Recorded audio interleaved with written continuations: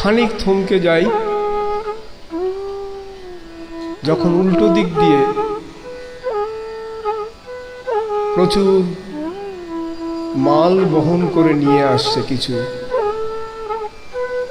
খচ্চর। এরই মধ্যে আমাদের বিশ্রামের ফাঁকে প্রকৃতির উপভোগ,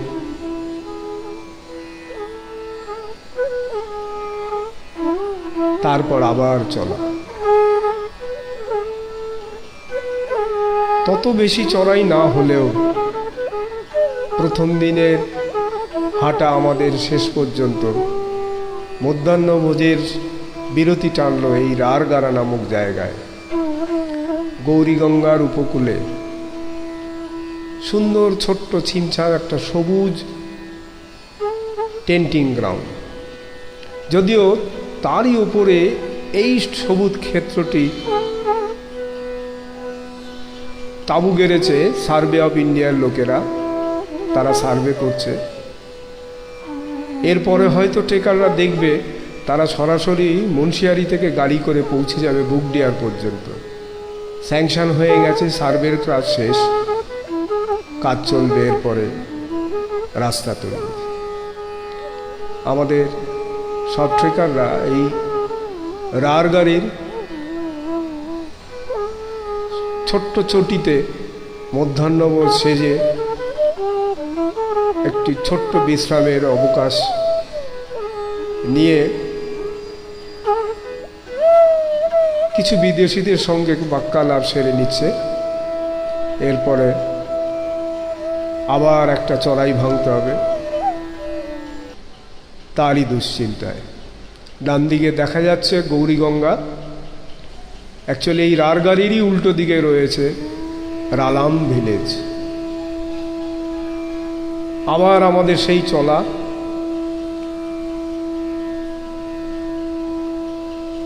পাথরের গায়ে পাথর বসিয়ে তৈরি রাস্তা, ভালোই রাস্তা, এমন কোনো বেগ পেতে হচ্ছে না যে রাস্তা খুঁজে রাস্তা তৈরি করে তারপরে এগোতে হবে।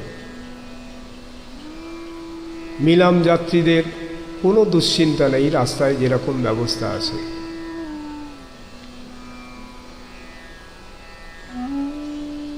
বাঁদিক থেকে আসা এক খরস্রোতা নদীর ওপর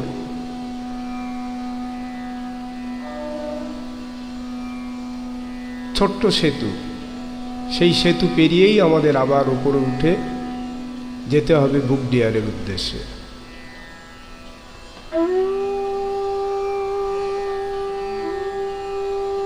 পরপর চলেছে সব যাত্রীদল। খানিক পরেই আমরা দেখতে পেলাম সেই উশৃঙ্খল খরস্রোতা, এইখানে যেন গৌরীগঙ্গা একটা ভয়াবহ রূপ নিয়েছে।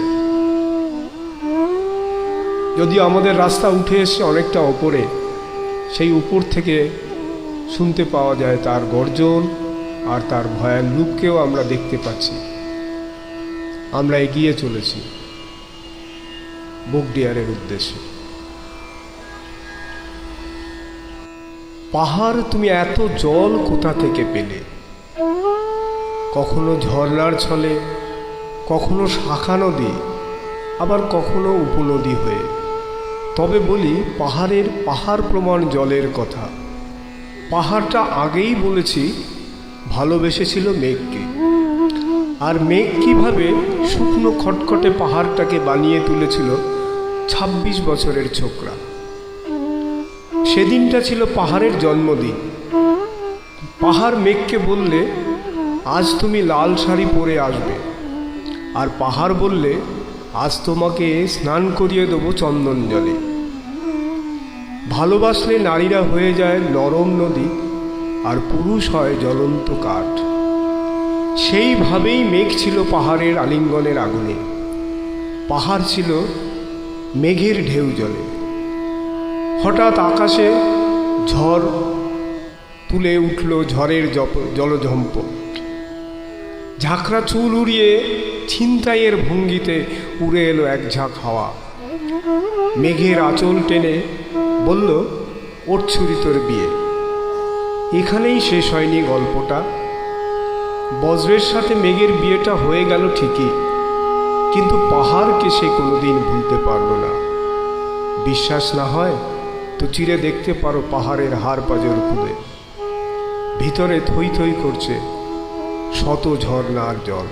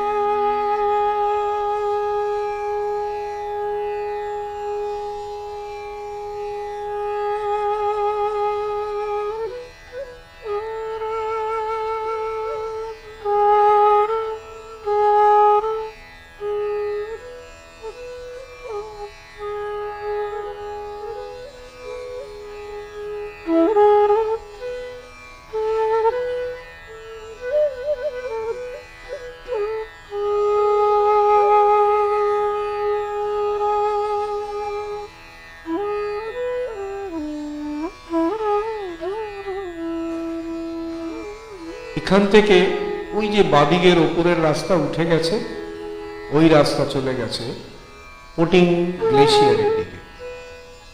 আর সেই গ্লেশিয়ার থেকে যে নালা নেমে এসে সেই হলো পোটিং নালা। এই পোটিং নালা আবার গিয়ে পড়েছে গৌরীগঙ্গাতে। এখন দেখতে পাচ্ছি ভেড়ার পাল চলেছে আমাদের সেই পথে।